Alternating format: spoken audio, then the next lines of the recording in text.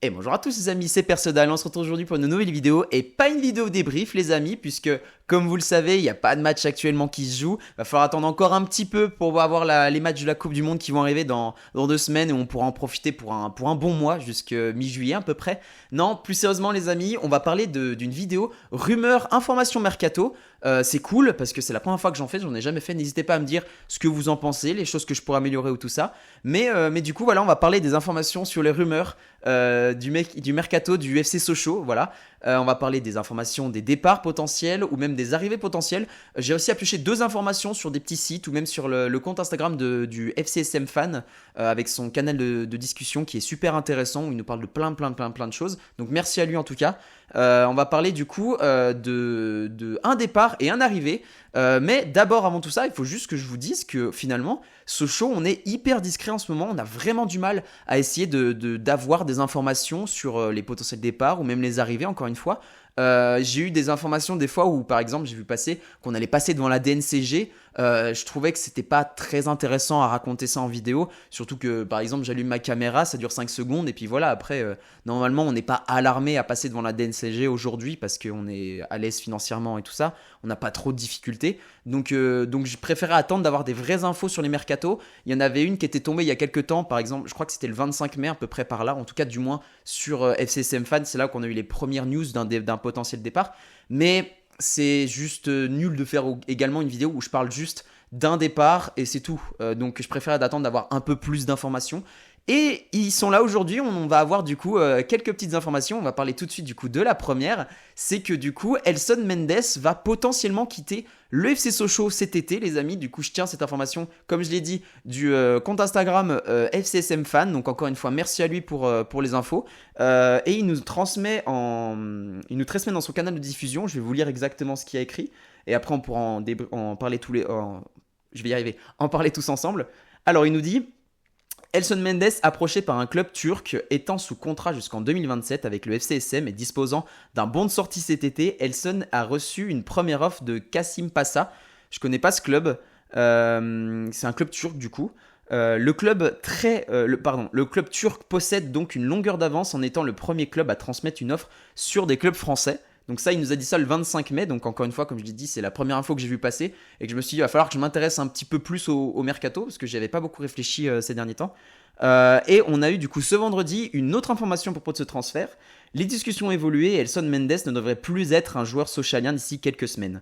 L'Est républicain nous apprend que notre milieu de terrain devrait vraisemblablement rejoindre la Turquie dès cet été. Pour rappel, donc comme il a dit, Elson Mendes est lié au FCSM jusqu'en 2027. Donc il nous transmet cette petite information du coup que potentiellement Elson Mendes, au vu des rumeurs et de l'avancement un peu du dossier que nous permet de voir Sochaux, Mendes du coup ne serait plus un joueur socialien la saison prochaine potentiellement, voire même très potentiellement. Alors qu'est-ce qu'il faut en penser? Personnellement, j'ai un peu un avis un peu mitigé on va dire, parce que j'en pense que c'est un joueur très jeune qui aurait pu vraiment apporter quelque chose au club, qui plus est en plus a vraiment été formé ici, connaît le club, et en plus a, je trouve, fait une très très bonne saison la saison dernière. Il a été plutôt essentiel, je trouve, à des moments, même s'il était certaines fois remplaçant, certaines fois titulaire ou quoi que ce soit. Mais il a vraiment fait une bonne saison, j'ai trouvé. Et après, ça fait toujours un peu mal de se séparer d'un joueur où on peut se dire, ah, c'est une petite pépite. C'est dommage de s'en séparer, mais encore une fois, faut être réaliste. Je trouve finalement, avec la logique, que c'est une vraie bonne chose qu'il parte. Pas parce que je ne l'aime pas ou qu'il a attiré des problèmes ou quoi que ce soit, c'est juste qu'en fait ça va rapporter de l'argent. Ce transfert va pouvoir permettre de ramasser des fonds pour potentiellement amortir les prochains transferts qui vont arriver du coup au cours de l'été et tout ça. Mais voilà, donc c'est vraiment une bonne chose. Et même finalement aussi, il faut être réaliste et se dire que on a un centre de formation qui est exceptionnel, où on peut déceler des pépites, où on a même par le passé décelé énormément de pépites, comme je l'ai dit dans ma vidéo pour l'histoire de Sochaux, qu'on a formé Ibrahima Konaté, qu'on a fermé... non, je sais plus. Non, pardon, bref, je ne sais plus, mais bref, je veux dire un joueur que je connais. Si, on a formé Ibrahima Konaté, je sais plus. Et Maxence Lacroix et Marcus Thuram, voilà, les trois joueurs actuels du moins qui vont jouer la Coupe du Monde d'ailleurs avec les Bleus, on les a formés, ils sont partis, ils ont explosé, donc voilà, c'est comme ça, c'est la vie. Ils n'allaient pas rester à Sochaux toute leur vie, il fallait qu'ils visent un club qui joue l'Europe, évidemment, pour la suite de leur carrière. Mais tout ça pour dire que il faut qu'on vende des petites pépites qu'on a, qu'on essaie de se tirer une marge sur leur formation, sur leur salaire qu'on a payé, tout ça. Et on va potentiellement pouvoir faire une marge avec Mendes du coup pour ce club. Et voilà, c'est plutôt une bonne chose. Ça va pouvoir amortir les prochaines arrivées. Et d'ailleurs, les amis, en parlant d'arrivée, la deuxième info, je la tiens du site Morning Foot. Où j'ai pu avoir du coup les informations, tout ça. C'est pour une arrivée, les amis. Et c'est le milieu de terrain Mathieu Cashbash qui pourra potentiellement rejoindre Sochaux cet été. Après, il faut savoir que ça va être un peu tendu parce qu'il y a 4 clubs qui sont sur ses côtes. On a Annecy, Nancy, le Red Star et Sochaux du coup. Et à juste titre parce que c'est un joueur vraiment intéressant. Il a 25 ans, il mesure 1m80, donc vraiment une très bonne taille pour les duels aériens, pour les coups francs, les corners, tout ça, ça peut vraiment être intéressant.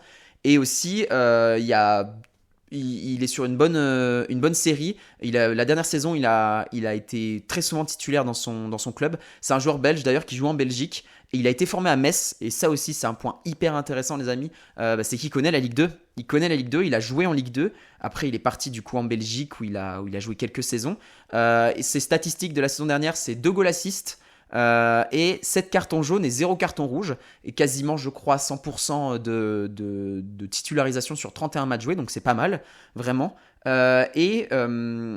Ces statistiques peuvent être à demi-mesure. Vous pouvez me dire, par exemple, pour les goal assists, ça fait pas beaucoup. Et je suis d'accord avec vous, c'est peu. Mais en fait, c'est pas pour cette qualité-là qu'on essaie d'aller le chercher. C'est surtout pour sa qualité de faire remonter le ballon depuis l'arrière et repartir vers l'avant très vite, qui pourrait parfaitement coller avec le schéma de jeu de Vincent Aignan, où on a un football plutôt explosif et on se lance très souvent vers l'avant, même si on a encore quelques difficultés à l'arrière.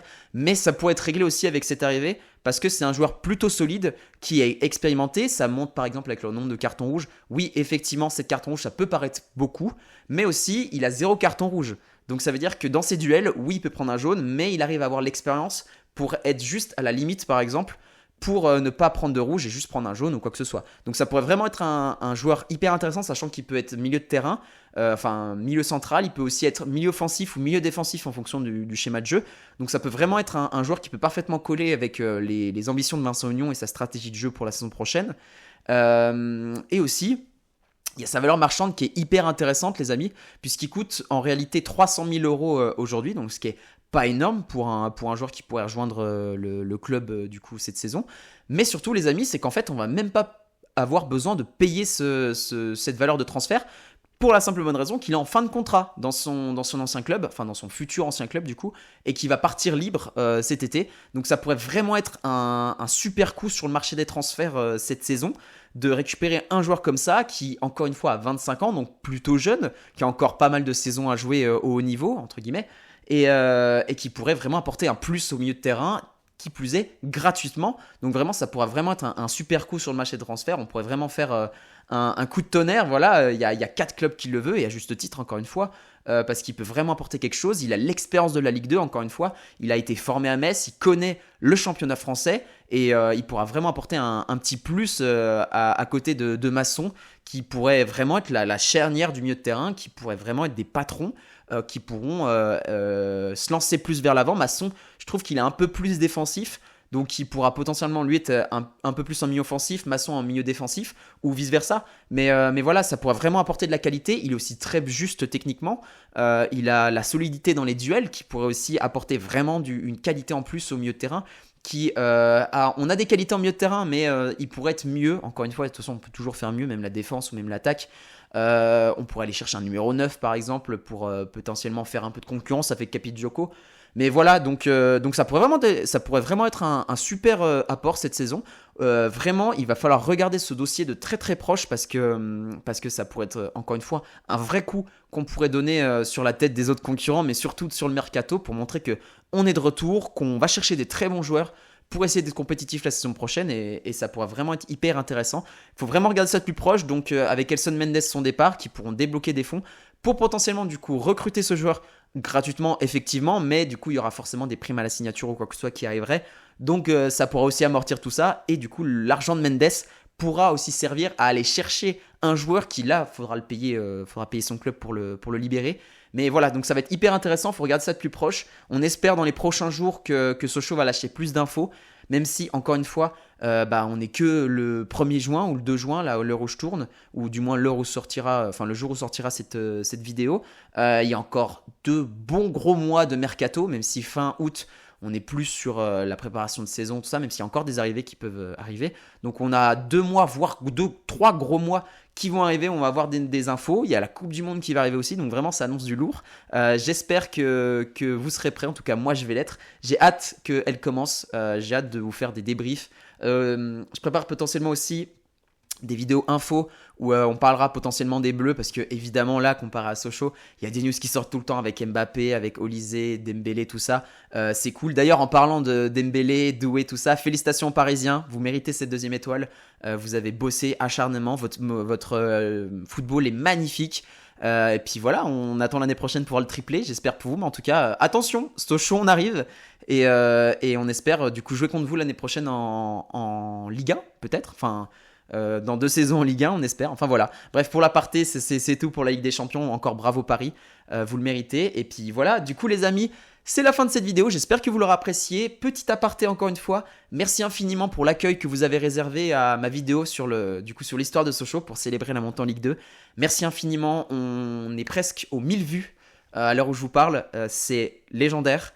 C'est jamais arrivé dans ma carrière sur YouTube, du coup, sachant que j'ai commencé mi-août, début novembre. Merci infiniment, j'ai jamais fait des stats comme ça. Mon débrief le plus vu, c'est presque 200 vues. Là, on est quasiment à 1000, c'est incroyable. Elle monte encore aujourd'hui, donc n'hésitez pas à aller la voir si vous ne l'avez pas vue. Je vous la conseille, elle est super. Et comme je l'ai dit, c'est la vidéo la plus travaillée, la plus aboutie que j'ai pu faire sur les réseaux sociaux. Merci infiniment, elle vous a plu et j'en prépare potentiellement d'autres. Si par exemple l'équipe de France gagne la Coupe du Monde, on pourra faire une vidéo, l'histoire de l'équipe de France ou quoi que ce soit. Il y a du gros lourd qui arrive du coup avec la Coupe du Monde et tout ça. Les mercatos commencent à un peu bouger du côté de Sochaux, c'est génial. Et voilà, du coup les amis, n'hésitez pas à vous abonner, ça me fait vraiment super plaisir. N'hésitez pas non plus à commenter, à laisser un like aussi, potentiellement. Et n'hésitez pas non plus à me donner votre avis sur ce type de vidéo, les infos mercato, tout ça. Qu'est-ce que je pourrais améliorer, qu'est-ce que je pourrais changer si ça vous plaît pas. N'hésitez pas à me le dire, je suis tout ouvert à toute critique. Et du coup les amis, moi j'ai plus qu'à vous dire, on se retrouve pour un prochain débrief de la Coupe du Monde. C'était Persodal, ciao.